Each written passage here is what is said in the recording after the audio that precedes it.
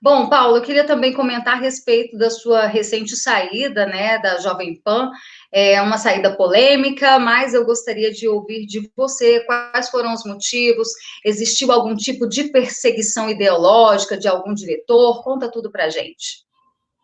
Eu não iria tão longe ao ponto de dizer que houve uma perseguição ideológica. Eu diria, e é uma afirmação que é facilmente percebida pelos ouvintes e pelos espectadores, é de que o viés de jornalismo da Jovem Pan mudou bastante nesse ano, desde janeiro, desde que o Humberto Candil assumiu a direção de jornalismo, e mudou numa direção contrária à visão da maioria da audiência da rádio, em direção a uma linha ali, digamos, mais tucana e antibolsonarista.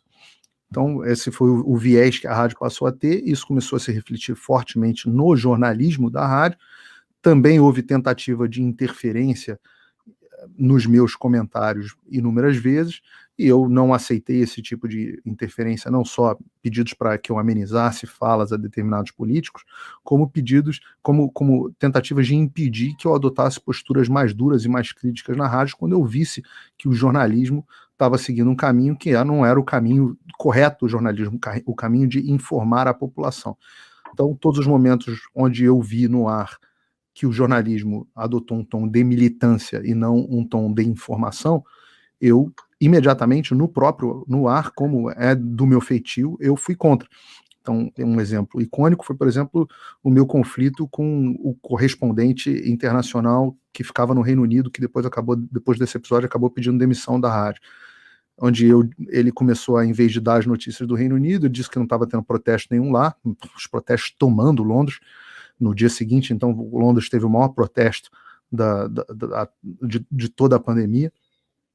E ele começou a fazer propaganda anti-tratamento precoce, chamar Bolsonaro de genocida, enfim, começar com aquela linha de militância. Ora, aí ele deixou de ser um correspondente e passou a ser um comentarista político, e eu imediatamente ali fui para o confronto com ele, não confronto de briga, mas confronto de ideias, já que ele estava apresentando opiniões, estava no momento de eu confrontar as opiniões deles com outro ponto de vista e com fatos que ele estava omitindo.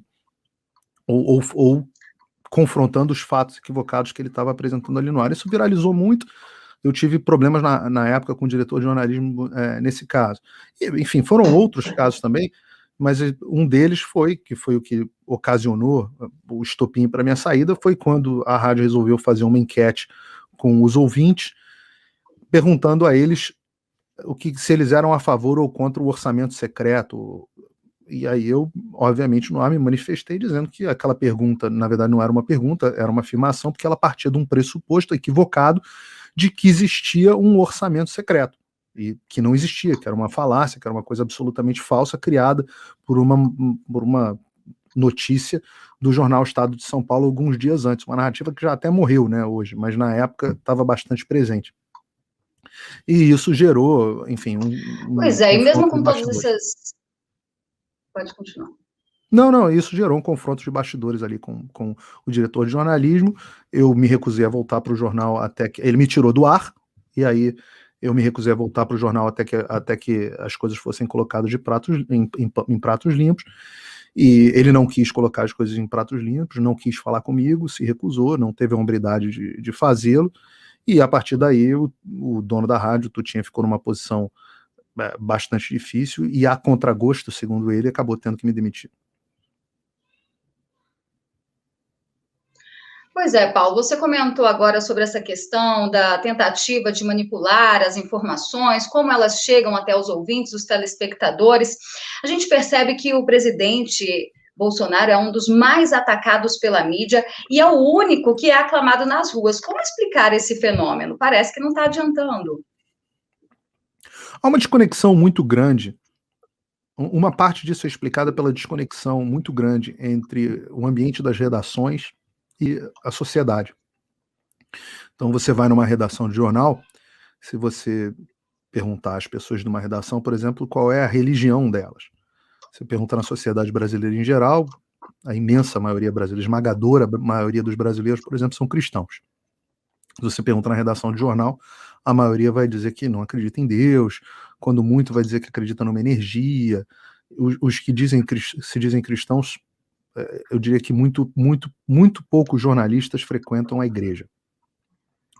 Se você perguntar a questão de opção sexual na sociedade, eu vou pegar aqui, por exemplo, a última pesquisa que foi feita nos Estados Unidos em 2017, diz que da população americana, menos de 5%, 4,75% da população americana são LGBTQ, XYZ aí, não, você inclui, né, mas menos de 5% da população.